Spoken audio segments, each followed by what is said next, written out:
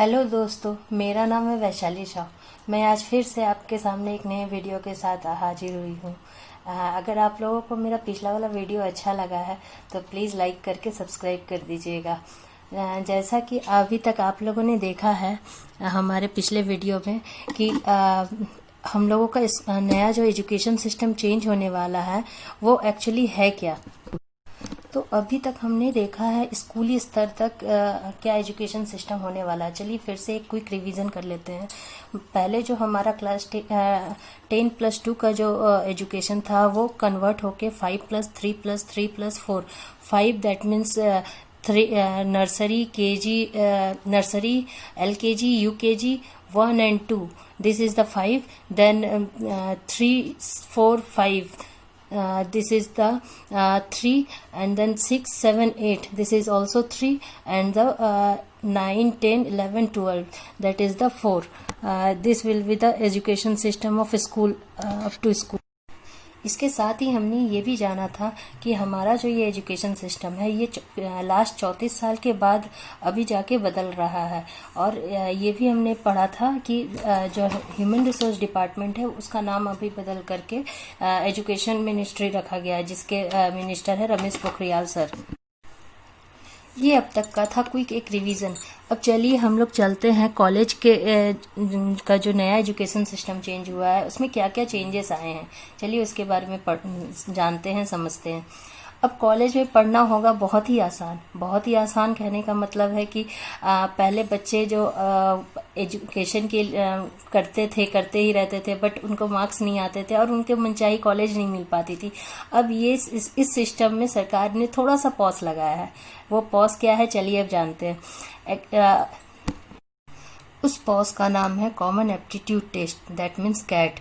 मतलब अगर बच्चे क्लास 12 में मार्क्स किसी भी कारणवश कम आ जाते हैं और उन्हें अपनी मनचाही कॉलेजेस नहीं मिल पाती है, मतलब उस कॉलेज का जो क्राइटेरिया होता है स्कोर का वो फुलफिल नहीं हो पाती है, तो उस स्टूडेंट को एक और चांस दिया जाएगा। क्लास 12 के बाद वो एक कॉमन एप्टीट्यूड टेस्ट कैट दे करके अपना स्कोर कार्ड बढ़ा सकते हैं। और ये कैट का जो स्कोर होगा वो क्लास 12 के स्कोर के साथ क्या हो जाएगा, ऐड हो जाएगा। उसके बाद वो जो ऐड हो जाएगा उसके बाद उनका स्कोर बढ़ जाएगा और जो क्राइटेरिया होगी कॉलेजेस की वो आसानी से फुलफिल हो सकती है। मैंने कहा था ना कॉलेज में पढ़ना अब होगा आसान बच्चों के लिए। तो देखा ना आपने, इस पॉइंट सिस्टम की वजह से कितना आसान हो जाएगा कॉलेज में एडमिशन लेना।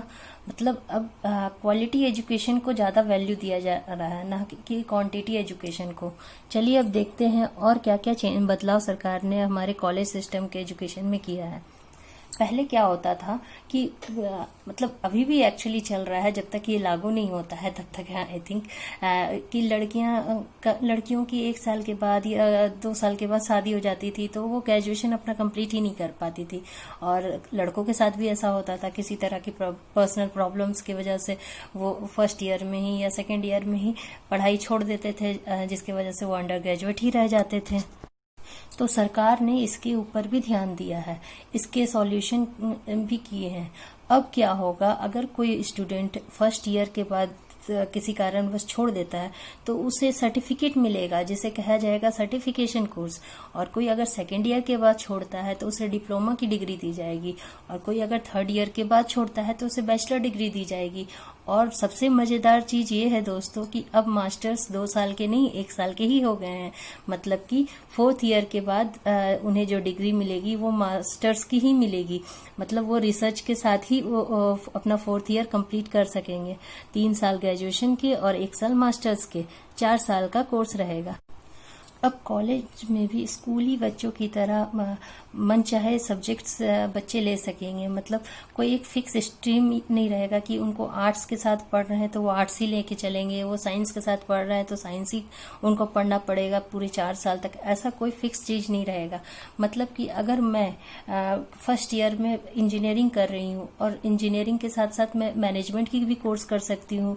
अगर ये दोनों मैं पढ़ते पढ़ते मुझे लास्ट में सेकेंड या थर्ड ईयर में मुझे ऐसा लगता है कि नहीं, मैं इंजीनियरिंग के साथ कंफर्टेबल नहीं हूँ, मैं मैनेजमेंट के साथ ही आगे बढ़ना चाहती हूँ, तो ये भी पॉसिबल हो सकता है। अब 4th ईयर के बाद बच्चे डायरेक्ट पीएचडी में एडमिशन ले सकेंगे और इस तरह का जो मल्टीपल सब्जेक्ट्स वो पढ़ पाएंगे तो ये एक तरह का मल्टीपल पाथवे उनके लिए करियर का ऑप्शंस बनेगा।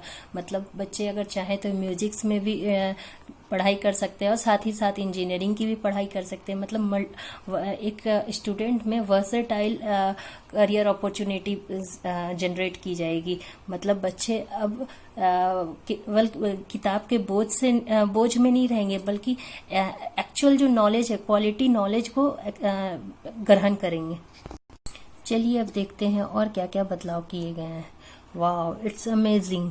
अब किसी भी स्कूल हो या कॉलेजेस हो, सारे जगह पे फीस स्ट्रक्चर सेम होंगे। पेरेंट्स के लिए तो ये बहुत बड़ी खुशखबरी की बात है। मतलब क्या होता है कि जो प्राइवेट स्कूल्स है या प्राइवेट कॉलेजेस है, उसमें फीस स्ट्रक्चर इतने हाई रहते हैं कि जो मतलब एक इकोनॉमिक प्रॉब्लम जिसकी है, जिस फैमिली का इकोनॉमिक लो है, वो लोग बच्चे लोग तो वहां तक पढ़ ही नहीं पाते, उस कॉलेजेस में जा ही नहीं पाते, उस स्कूल्स में पहुंच नहीं पाते। तो अब क्या करेगी सरकार, फीस स्ट्रक्चर को ऑल ओवर इंडिया में सेम रखेगी और साथ ही साथ संस्कृत लैंग्वेज को भी अपना दर्जा मिलेगा। मतलब हर स्कूल और हर कॉलेजेस में संस्कृत की पढ़ाई करवाई जाएगी। मतलब इंग्लिश से ज्यादा इम्पोर्टेंट अब हमारे देश में संस्कृत को भी मिला दिया जाएगा। चलिए अब देखते हैं और क्या क्या बदलाव है। सारे government college, private college, deemed colleges के, यूनिवर्सिटीज के रूल्स रेगुलेशन सारे क्या हो जाएंगे, एक समान हो जाएंगे। मतलब किसी में कोई क्राइटेरिया अलग अलग नहीं होगा। सारे के रूल्स रेगुलेशन बिल्कुल इक्वल हो जाएंगे। सभी जगह ई कोर्स स्टार्ट हो जाएंगी। वो जो ई कोर्स होगी वो सारे लोकल लैंग्वेजेस में भी होगी। वर्चुअल लैब्स खोले जाएंगे बच्चों के लिए और भी बहुत तरह की चीजें, ऑनलाइन पढ़ाई वगैरह स्टार्ट कराई जाएगी बच्चों के लिए।